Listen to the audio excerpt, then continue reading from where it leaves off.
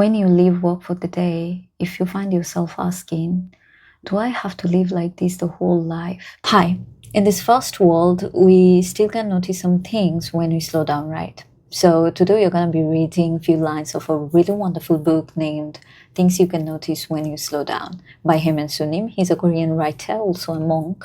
So just relax and let me read these lines for you so that you don't have to. We know the world only through the window of our mind. When our mind is noisy, the world is as well. And when our mind is peaceful, the world is too. Knowing our minds is just as important as trying to change the world.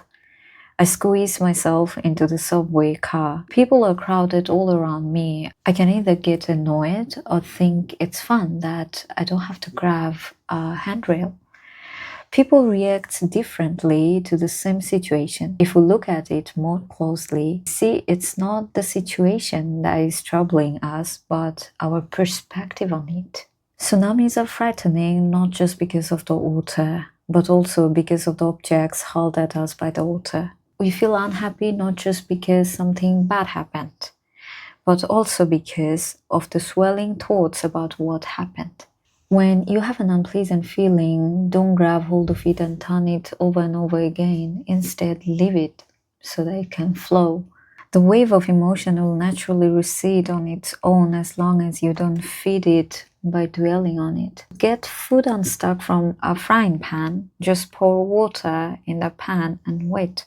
Don't struggle to heal your wounds. Just pour time into your heart and wait. When your wounds are ready, they will heal on their own. If we know how to be content, we can enjoy the time we have with the person next to us. If we know how to be content, we can make peace with our past and let go of our baggage. If you have been unable to change a bad situation, even after many attempts, you should change how you look at the situation. Nothing is intrinsically good or bad. Good or bad is always relative.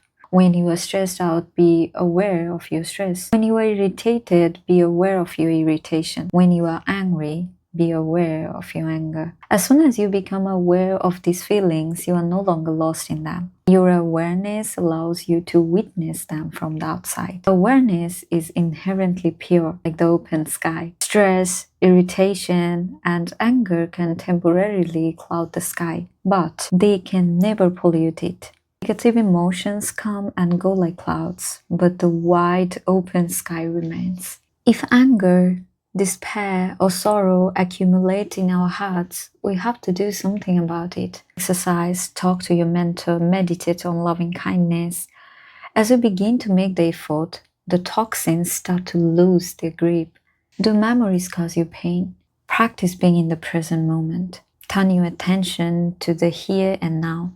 Notice that thoughts subside when you focus on the present. As your thoughts quiet, so too the memories. When you leave work for the day, if you find yourself asking, do I have to live like this the whole life? Then try the following. Wake up a little earlier the next morning and sit in silence, as if in meditation. Breathe in deeply and slowly. Ask yourself how your work is helping others. Regardless of how insignificantly or indirectly, as you focus more on others, you can reconnect with the meaning and purpose of your work. A very modern dilemma. There are countless television channels, but nothing interesting to watch. Too many choices make people unhappy. Are you feeling confused or conflicted? Allow yourself a good night's sleep. When you wake up the next day, the problem will seem lighter. It works. Truly it does. If you would like to sleep more peacefully as you lay your head on your pillow, think of the people whom you are grateful to, or the times you helped others and felt good about yourself. It will warm your heart, gifting you with more peaceful sleep. With love in our hearts, we find even the most mundane things sacred and beautiful. With love in our hearts, we become kinder and gentler even to complete strangers. Without love in our heart, we find the world meaningless and random. Without love in our hearts, we become strangers even to our family and friends. When we are open to others, we dare to be vulnerable and honest. When we have goodwill toward others, we intend to be happy and connected. Close your eyes. take a deep breath and say, may my friends and acquaintances be loved and protected. With those words, you too will feel loved and protected. When we are comfortable with ourselves and have accepted ourselves wholly, others will find us approachable and will like us for who we are. Beyond my body and labels, there is a river of tenderness and vulnerability. Beyond stereotypes and assumptions, there is a valley of openness and authenticity. Beyond memory and ego, there is an ocean of awareness and compassion. The wise do not fight the world. In the most relaxed and playful manner, they simply embody the truth that they are one with it. That's all. Maybe I will read other chapters too if I feel like. Bye. Take care of yourself.